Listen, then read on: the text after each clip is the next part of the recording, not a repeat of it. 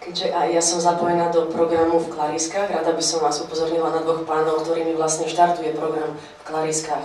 V sobotu to bude doktor Pavol Štraus. Program je nazvaný Píšuci apoštol 20. storočia. Je to konvertovaný Žid, ktorého 10-zväzkové dielo práve vychádza a ktorého myšlienky majú naozaj silu blesku. Bude to recitál pani Milky Došekovej a myslím si, že oplatí sa s týmto človekom sa zoznámiť. A ďalej to bude program o Hviezdoslavovi. Pavol Osák Hviezdoslav hovorí, počúvajme. Toto je zase program, do ktorého sú zapojení mladí, známi slovenskí herci. Marian Miezga, Lukáš Latinák, Milan Ondrík, ľuďom známi z televízie ako predstavitelia dnešného sveta. A práve predstaviteľom dnešného sveta má čo Pavol Osák Hviezdoslav ponúknuť. A v tomto pásme, ktoré je prelínané žalmami, sa o tom môžete dozvedieť, takže srdečne pozývam aj na tieto programy. A ešte Michal, Páter Michal by chcel niečo doplniť? Ja by som z tých programov ešte pred tými farskými misiami chcel pripomenúť programy, ktoré budú vo Veľkom kostole Evanjelickej cirkvi na Panenskej, pretože veľmi nás teší, že sa zapojili tiež do týchto misií a vlastne kostol tam bude tiež otvorený každý deň od 12. do 8. večer a každý večer o 18. sú tam veľmi zaujímavé programy, takže je to tiež otvorené aj pre ľudí možno, ktorí sa necítia vnútorne katolíkmi. Hoci všetci myslím, že patríme do jednej cirkvi, tak vnútorne srdcom.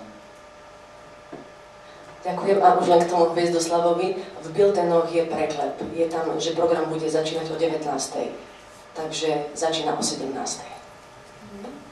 Nedeľa 10.10. Pavol Osák Hviezdoslav hovorí, počúvajme, program v Klarískach začína o 17. hodine. Na príprave behu s nádejou má podiel aj pán Alfons Juk. Takže teraz poprosím pána Juka, aby nám predstavil túto športovú časť misijného programu. Ďakujem pekne. Tak áno, odznelo tu už veľa slov o kultúre a ďalších veciach a samozrejme najmä o tom duchovnom programe, ale je tu aj šport a šport je taká oblasť, ktorá dokáže spájať ľudí a naozaj tento beh s nádejou si kladie za cieľ práve to, aby si prišli zabehnúť všetci, ktorí si budú chcieť zabehnúť. Nič iné nás samozrejme o tých ľuďoch nezaujíma, aký majú názor. Trošku nás zaujíma, koľko majú rokov, lebo sú tam rôzne kategórie pre deti a pre dospelých, ale tie trate sú vymyslené tak, aby si mohol to prísť prakticky každý odbehnúť. Nevyžaduje si to žiadny obrovský tréning. Pre deti do 10 rokov to bude 400 metrov a pre tých všetkých ostatných, detí nad 10, ale aj starších 3 kilometre, zatiaľ to ešte musíme presne odmerať, ale podľa tých, ktorí sa v tom vyznajú, ten okruh, ktorý je pripravený, má 1,5 kilometra a pobeží sa dvakrát tuto v centre. A štart bude na hlavnom námestí. Je pripravený aj program, keďže sa pobeží vedľa kostolov, aby to celé malo nejaký zmysel a prepojenie, tak mali by tam byť pripravené zbory, ktoré budú svojím spevom povzbudzovať bežcov a bežkyne. Samozrejme má to aj taký rámec športový v tom zmysle, že sa nám podarí asi zabezpečiť účasť niektorých takých špičkových na slovenské pomery bežcov, či už je to majster Slovenska, slovenský rekordér na 800 metrov Jozef Repčík, alebo naša najlepšia maratónska bežkyňa histórie Ľudmila Melicherová, alebo aj v súčasnosti najlepšia taká bratislavská bežkyňa, ktorá existuje, sa volá Paula Habovštiaková. Trošku ešte riešime otázku nejakého takého prominentného štartéra. To ešte si necháme, aby sme vás mali o čom informovať aj na budúci týždeň. Veríme, že aj po tej linke farnosti sa podarí získať záujemcov a účastníkov, nielen po linke tých klasických bežeckých, tak povediac fanatikov, ktorí sa prihlasujú a hľadajú príležitosť štartovať. Inak sa prihlasili už aj viacerí redemptoristi, už sme to tam videli. A tie možnosti sú samozrejme otvorené až do piatka a potom aj priamo na mieste sa ešte bude dať prihlásiť. Ja som rád, že sa nám podarilo získať ako spolupracovníka spoločnosť alebo agentúru Be Cool, ktorá vlastne pripravuje špičkové bežecké podujatia na území Bratislavy, najmä teda Bratislavský maratón. Takže čo sa týka tej športovo-technickej logistiky, to bude zabezpečené na tej bežnej úrovni, ako sú zvyknutí bežci. Dá sa povedať, že špičkovej, čo sa týka prostredia Bratislavy, a my veríme, že tých bežcov sa nám prihlási čo najviac a možno ak to dobre dopadne, sa tým začne aj istá tradícia. Možno, ak sa nám podarí nájsť ešte nejakých sponzorov, tak by sme skúsili, keďže kontakty existujú, zohnať nejakých aj keňských bežcov, ktorí by boli niekde na okolí, aby sme to mali spestrené, lebo viete, že Keňania tých je naozaj strašne veľa po celej Európe a behajú všade, kde sa dá. No a ak si to aj vy ešte rozmyslíte aj všetci, tak vás pozývam, aby ste si to prišli zabehnúť, lebo nebude to nič náročné, tá trasa a tá trať alebo vaši známi. Ďakujem pekne. Ďakujem aj ja. Ešte Veronika chce doplniť. Ja chcem doplniť, že ten beh sa behá v sobotu 16. októbra v doobedných hodinách.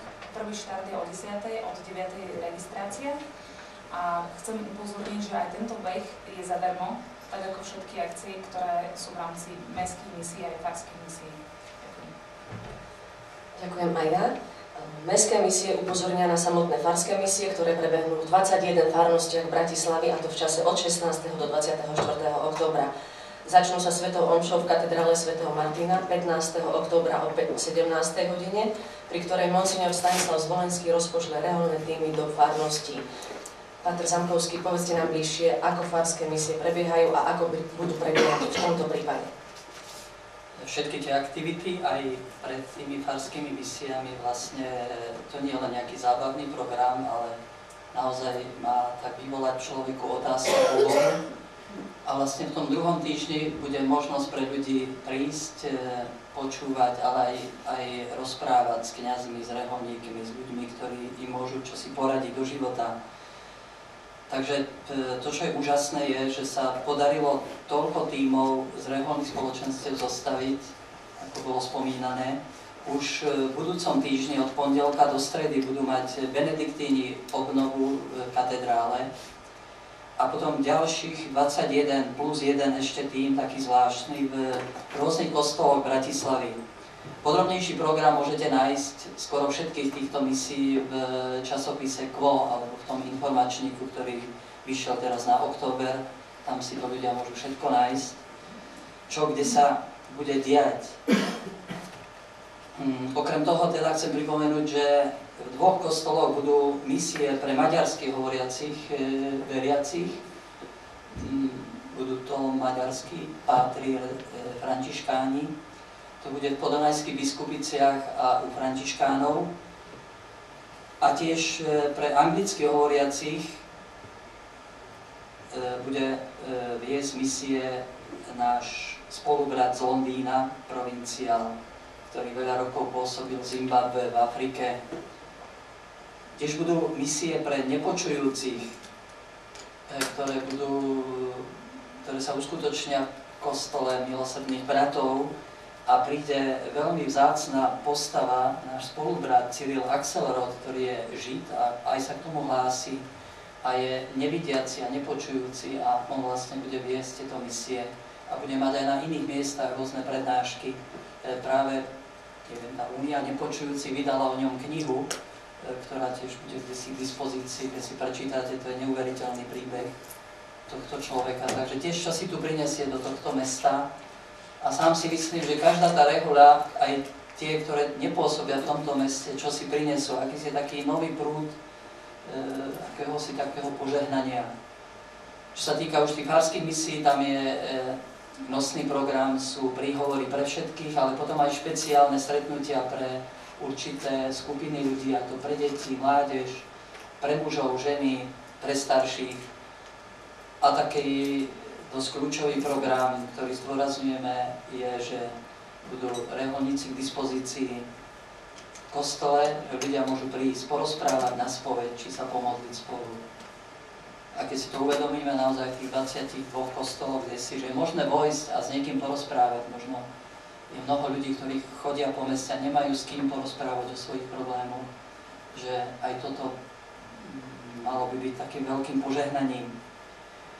Potom budú vlastne také spoločné akcie na záver už týchto aj farských misií, a to krížová cesta v piatok 22.10. o 19:30, ktorá bude v Petržalke, začne v kostole Svätej Rodiny.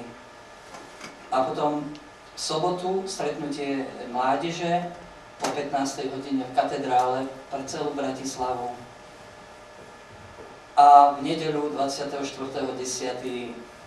o 15. hodine v katedrále taký záver, svätá omša s požehnaním misijného kríža s otcom arcibiskupom Zvolenským.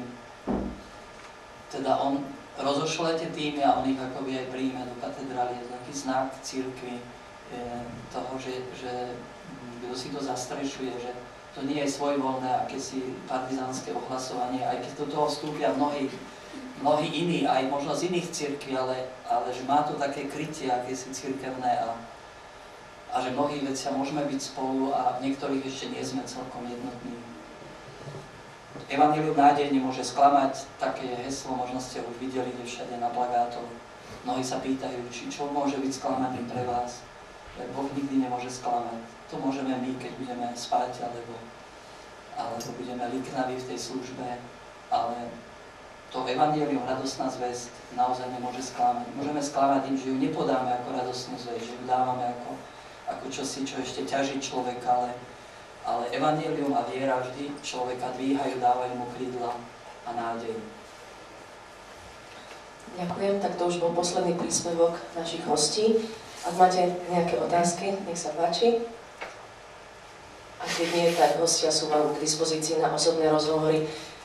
Vážení hostia, milé dámy, vážení páni, ďakujem vám všetkým za účasť na dnešnej tlačovej besede. Prajeme vám ešte pekný zvyšok dňa a bratislavským misiám prajeme bohatú úrodu. Majte sa krásne, dovidenia.